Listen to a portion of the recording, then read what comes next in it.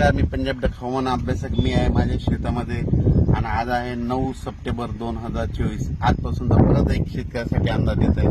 सर्व शेतकऱ्याला सांगू इच्छितो की राज्यामध्ये आज म्हणजे 9, 10, 11, 12 आणि 4 दिवस फक्त काही भागातच पाऊस पडणार आहे म्हणून हा अंदाज लक्षात येतो. म्हणजे राज्यात आणखी 4 दिवस 9, 10, 11, 12 पर्यंत फक्त काही जिल्ह्यातच पाऊस पडणार आहे म्हणून ही आनंदाची ही एक आनंदाची बातमी.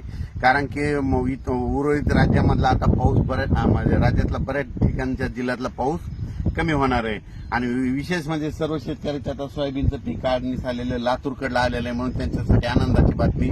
लातूरमध्ये तिकडल्या भागामध्ये जवळपास 13 तारखेपासून तिकडला पाऊस उघडणार आहे म्हणून ही आनंदाची बातमी. पश्चिम महाराष्ट्र झालं, त्याच्यानंतर मध्य महाराष्ट्र, मराठवाडा या भागात देखील पाऊस उघड देणार आहे म्हणून हा आनंदाची बातमी.